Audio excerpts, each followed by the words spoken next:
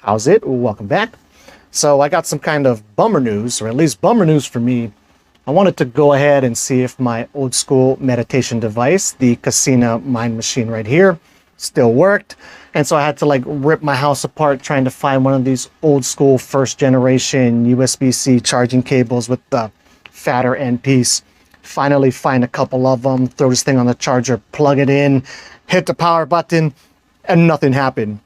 So then I let it sit there for another like 15 minutes, went and tried it again, and then the screen would flash on like super momentarily, like, way less than a second, just flash on, then immediately turn off. So I let it sit there for another hour plus, tried it again, and the same thing kept happening.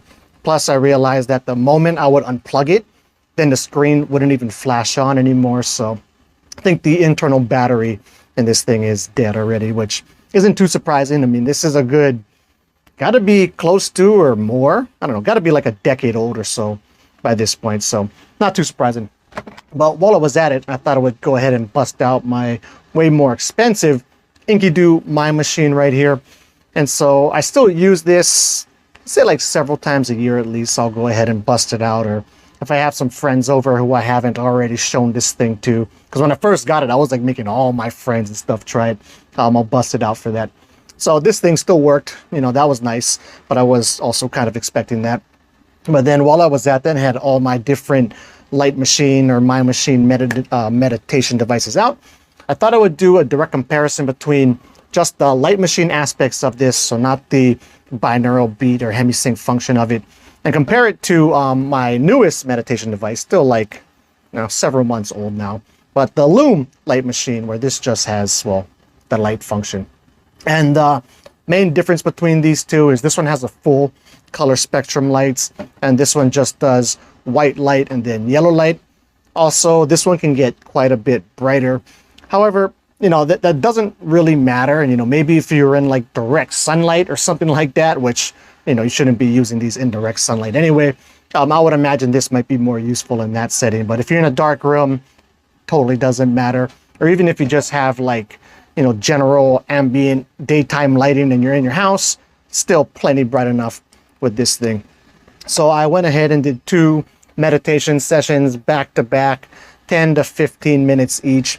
And I gotta say, as I said in previous videos when I was talking about it, but this was the first time I did like back-to-back comparisons with it.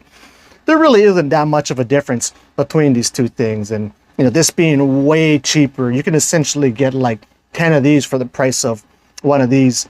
At least when it comes to the light aspect versions, I would totally rock with this LOOM light machine instead.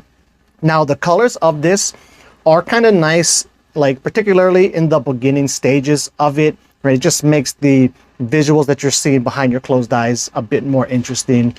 Like if I was to have friends come over and try to show off one of these devices, I would lean towards this, just for the different color lights and all of that.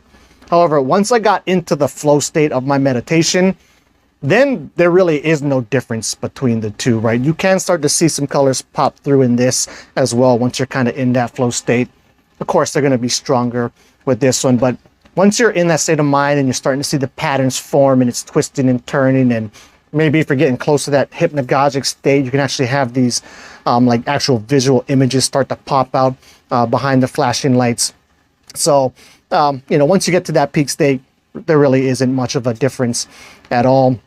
Also, one of the things that can be a benefit to this, but also kind of a negative, is this goes off of like different tracks, right? You got this memory card in here, and I have, 100 something tracks, or at least close to that, saved on this memory card.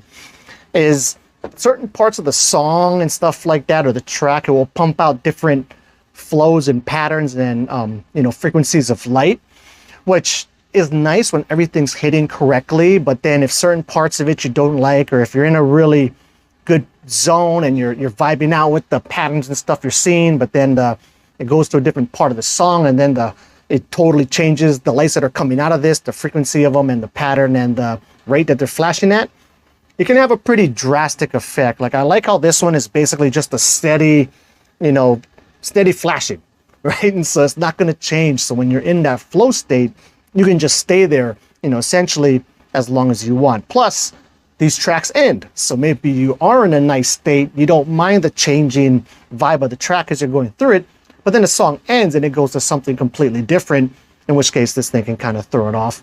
Now they do have really long tracks on here, right? They got some that are like well over half an hour and stuff like that, but I do like just the simplicity of just having a basically steady pace that the lights are flashing out of this, and it just runs for as long as you want it to.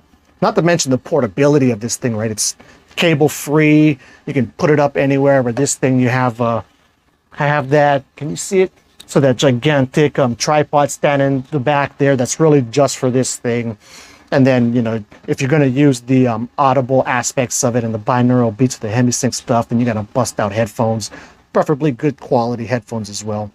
But anyway, that's just a quick comparison between the two. And yeah, that's it. Oh, sorry. Next up, I want to be talking about, because right after I did this, I compared doing just the binaural beat HemiSync aspects of these tracks. So having the light turned all the way off or turned all the way down. And then I directly compared that to Robert Monroe's Gateway tapes. So we'll be talking about that next.